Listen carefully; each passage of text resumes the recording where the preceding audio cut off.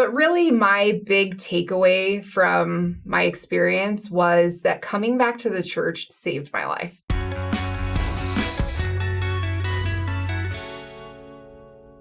Hey everyone, glad you're back here with us today. We've got an awesome guest. We're here with Ashley Stone. She's got a really cool story. So we're going to get to know her a little bit. And also, she's got a cool podcast called Come Back. But we're going to dive into that in a second. Go ahead and just introduce yourself. Let us know, I don't know, just a little bit about yourself. Yeah, so my name's Ashley Stone. Okay, yeah, gonna have to edit that. You're good. I was gonna say I'm 32, but that would be kind of weird to say. Yeah, I live in Bountiful. I have 2 kids, a 6-year-old and a 2-year-old, and I have an awesome husband. And I work for a software company and I do my podcast as well. So I stay really busy. Yeah. And when I'm not hanging out with my kids and my husband, I am probably outside running or going to the gym. So I'm really active in that way. But really, I think that I'm really passionate about my podcast. And so that's kind of what I'm doing in my spare time these days. So were you born and raised in the church? How long have you been a member? Yep. So I was born into the church. I'm the middle of 5 kids, so I have middle child syndrome, like through and through. And my older brother served a mission, and then I have 2 little sisters that served missions as well. Both of my little sisters went to BYU. I had a testimony at a young age, and I was really, kind of perfectionist, I guess you could say, as a kid. I never got in trouble. At school, I was always top of my class. And I remember I even had a letter written to me from my 3rd grade teacher that said, I hope my daughter grows up to be just like you. And she would be taking that back if she saw me in my later years. But You don't know me. You're about to. And I never got in trouble. I remember one time I balanced something on my head, and that was the one time I got in trouble in my whole elementary school, and it scarred me. I remember that because it was so, I never wanted to be in trouble.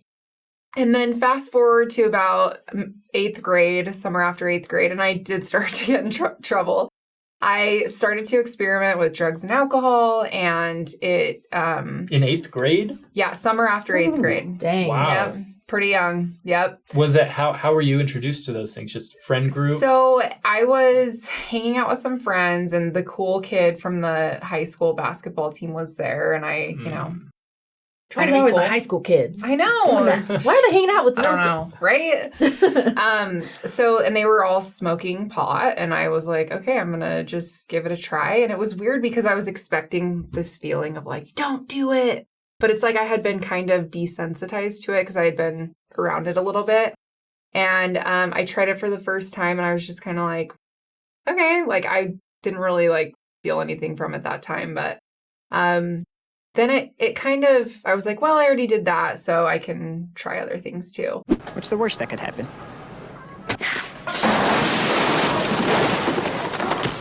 So I started to kind of mess around with drinking alcohol, and then I would save all my lunch money and buy bags of weed for the week. I was in 9th grade at the time, and I was really naughty.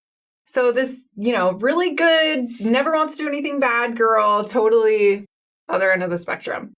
And I started to do pills, and I didn't really there wasn't a lot of things that I wouldn't try.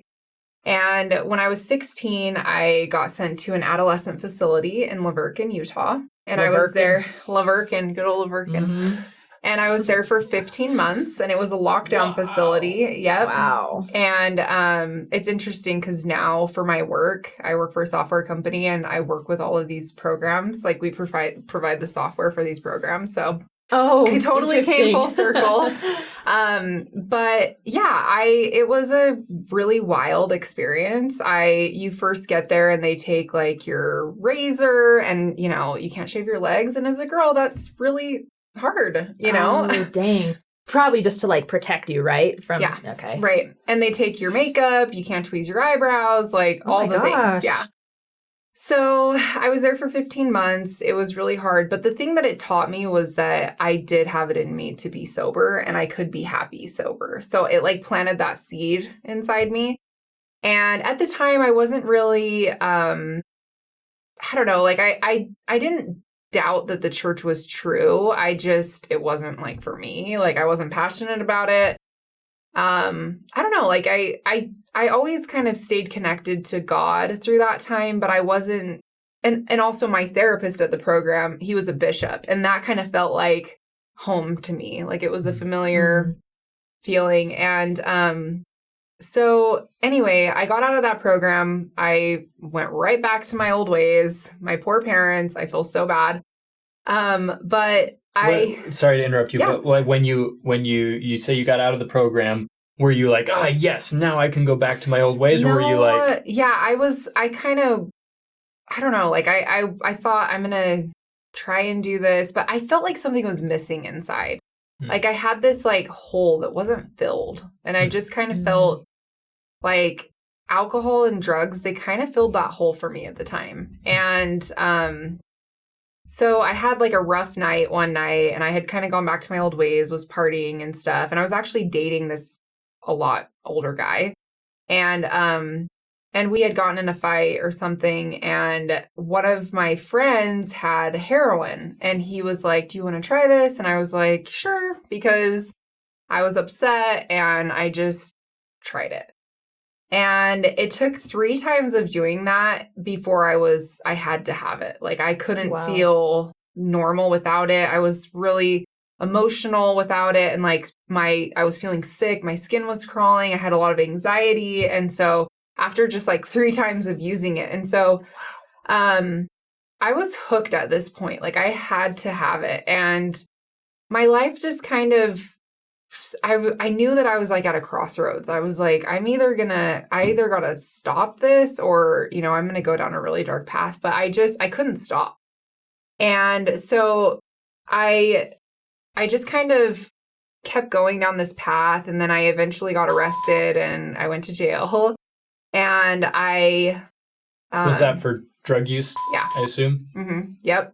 And that time my parents bailed me out. And then the next time they called the cops on me. Oh. And I got arrested in their living room. And so I'm sure my little sisters still have PTSD from that. It was really traumatic for everybody. Oh. And I was like 19 at the time. And it was really a hard time for everybody, for my whole family. And so at that time, I just was really empty. I didn't have a lot of purpose in my life. I was really struggling. And then eventually I went through the drug court program in Southern Utah. And it's like a really, really intense probation. I was in jail for 4 months. And then I went to the drug court program. And yeah. Is it just like what do they do for the drug court program? So you have a cop that's assigned to you and they basically come to your house and like can search you anytime. And you drug test like 3 times a week. And it's just really hardcore probation pretty much. And I graduated the program and as soon as I graduated the program, I was like, I'm 21, I can drink.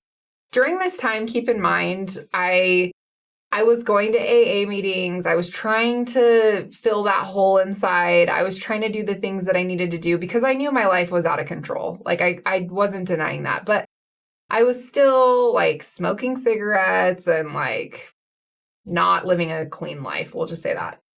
And how old were you at this point? I was about 21. Okay. Yeah. Or 2021. And I didn't feel whole and I couldn't really picture my life happy without alcohol, at least. Like alcohol made everything better. It like filled that void and made me have fun. And so anyway, I started drinking right when I got out and that quickly led right back to heroin. And then I I ended up in Arizona and I was living in a drug house pretty much and dating this guy and living there with his family. Everyone in the family was either selling drugs or on drugs. This is really hardcore, I know. Man. Look, I'm not gonna lie. It's real ugly out there. But anyway, and it was the lowest of my life for sure. Like I knew I wanted to get out of there, but I was stuck. I couldn't, my agency to get out of there was just gone. Like I had to have the drugs to function and I was a slave basically to the drugs. Like I could not live my life without getting high. And anyway, in between time, a lot of arrests and things like that. Like I was, just really rough life. And so throughout this time, I'm calling my dad mostly because my mom is just at a point where she's like, I can't, like it was really hard for her to watch me spiral out of control like that. And my dad, he could more be the one that would talk to me at 3 a.m. or whatever, when I would call him crying and say like, I need help. Like I can't do this. And he wouldn't enable me. Like he wouldn't give me money and things like that, which I would always be asking for. But he did, if I was ready to go to treatment, he would come and take me to treatment. And so I probably went to treatment 15 times maybe. And Wow. It was a lot. Yeah. And over the course of, 5 years, like the before drug court and after and all of that. And my dad, he never gave up on me. And honestly, he's probably the person in my life that I know that has the most Christ-like love. Just, he never gave up on me. And I just love him for that so much because, he helped me really get through that. So he drives to Arizona, picks me up from that drug house, and he's like, Ashley, if I take you to treatment, are you going to run away or are you going to stay and do the program? And I was like, it was that moment that I just was like, I don't have it in me anymore. Like I was even like starting to come off the drugs, but I was just like, I don't have it in me to go and find the money for the drugs. And like, it just was like overwhelming. And so my dad, I told him, I'm like, okay, let's do this. And I put my seatbelt on and I'm like, let's go. Like, we're doing this. And so we drove to Fresno, California. And my dad, it was a long drive. Yeah. Like it was a wild drive time. And my dad, he dropped me off at a cold turkey detox for 10 days. I was there and it was free to Fresno County residents. And if anyone's familiar with Fresno, they have some really gnarly gangs and it's, a really rough area of California. And so I'm in there in the cold turkey detox with, a lot of people that are fresh out of jail or, just super hardcore time in my life. And I'm used to being in these detoxes that are like loading you up on pills. They're making it super easy for you to come off the drugs. And this was cold turkey. So I'm feeling everything and I'm stuck there and I'm like up all night long, walking the halls with the other guys that are detoxing, just like we're all in this sad, sad place. And then 10 days later, my dad drives all the way back to pick me up and take me to the Salvation Army. And that's where I spent the next 6 months. And when I first got to the Salvation Army, they were like, okay, you need to sign this paper saying that you're going to like participate in the Salvation Army religion while you're here. And I was kind of like, I don't know how I feel about that. Like, I do believe the church is true. And so it felt weird to like be signing up for this other religion.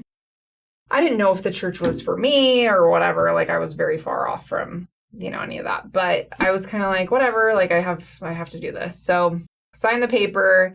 I'm there for like a week or two. And I'm like thinking, I don't know if I can do this. Like I was working in the warehouse for 40 hours a week, which was so far from my lifestyle that I was used to.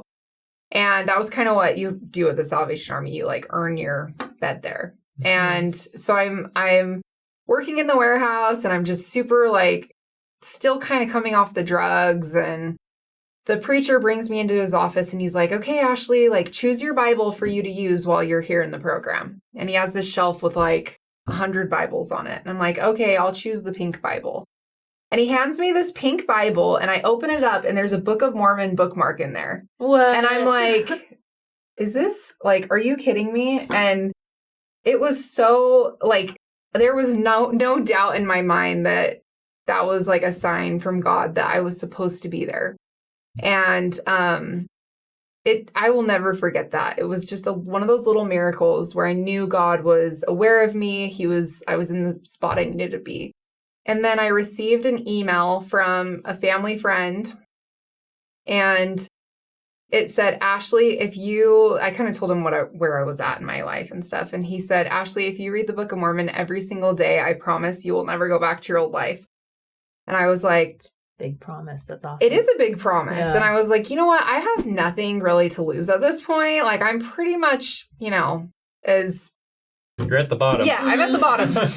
So I decide to, I'm like, okay, well, we'll see if this really works. So I literally have read the Book of Mormon every single day since he told me that. And that was almost 10 years ago. Wow. And even if it's like one verse, I read the Book of Mormon every single day. But I ask God, I need some help, giving this up. It's really hard. And coffee was my routine. That's what I did every day. And, but the only way I can describe it is the enabling power of the atonement of Jesus Christ, enabling you to do things that you usually cannot do. But I had faith. I was like, I'm trying this, I'm doing this, and I'm going to give it everything. And if it doesn't work, then I can smoke cigarettes again after I'm done or whatever. And, I just kept going. And then finally I got my temple recommended. I went to the temple with my singles word. And I was like, this feels like, it's not like this angels coming from heaven saying Ashley, oh my gosh, you're at the temple. But I knew that I felt like a still peace. And I was like, I'm going to just keep going with this and take the next right step. You started to feel like that. Take the next right step. Like that piece that was missing was kind of being filled in. Exactly. A little bit. That's exactly what it was.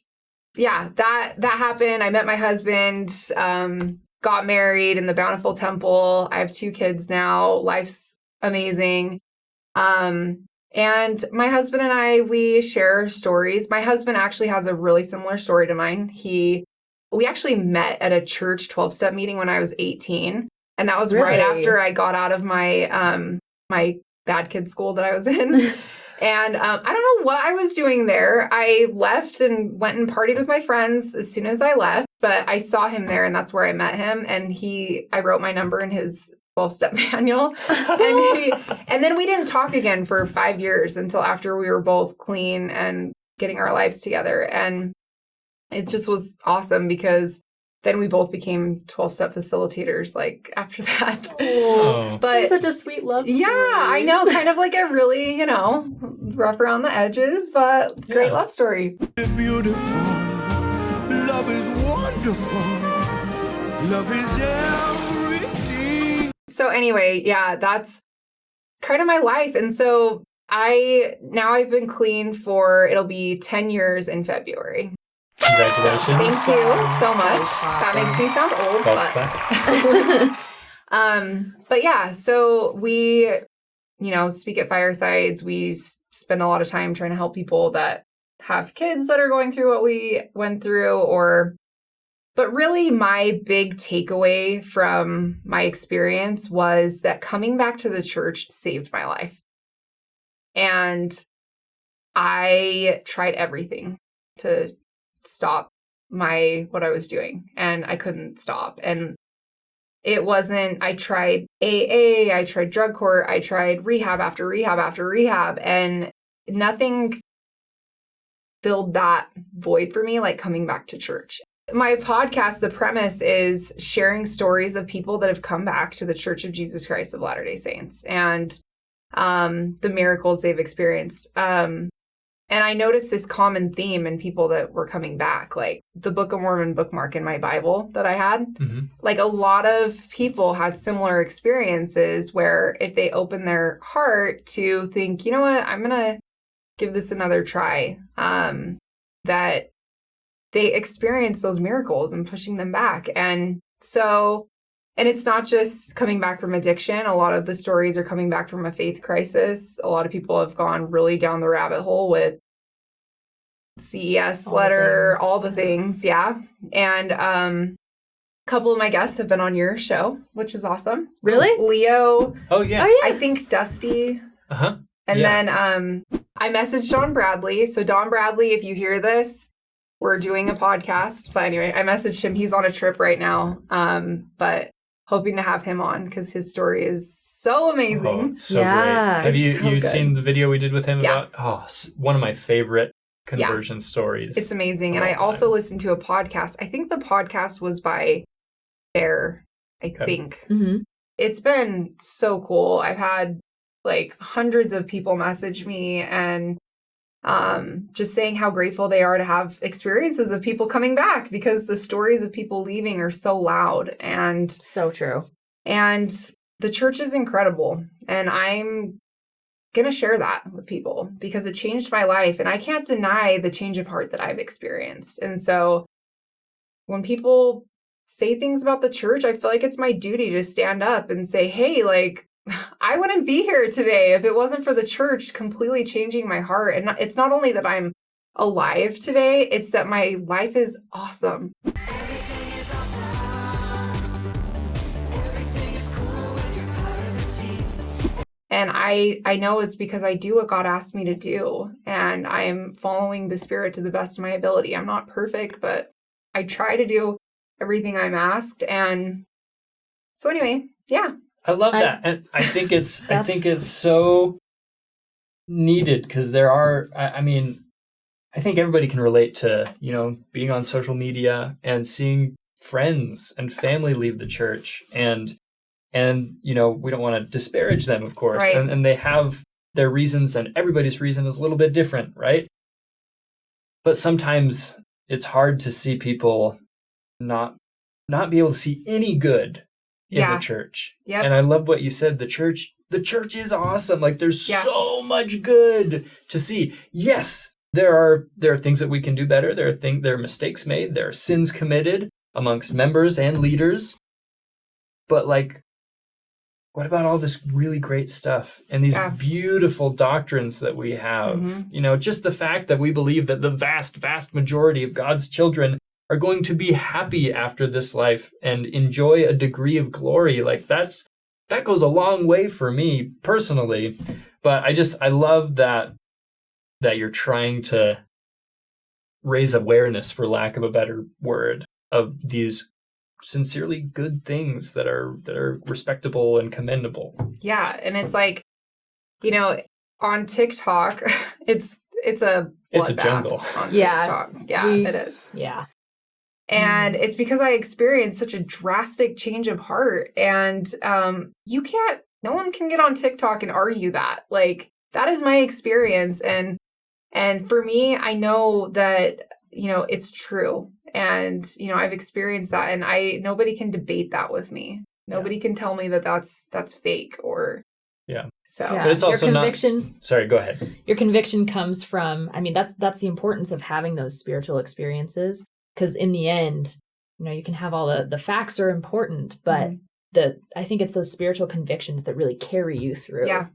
And it's not something that you can prove to other people. Right. And that's one of those double-edged sword things about the Spirit, right? Like, because on the one hand, God speaks to you in a way that you personally are going to understand and relate with, and all of your personal experiences are going to culminate into this scenario that's meaningful to you of opening a Bible and finding a Book of Mormon bookmark in there.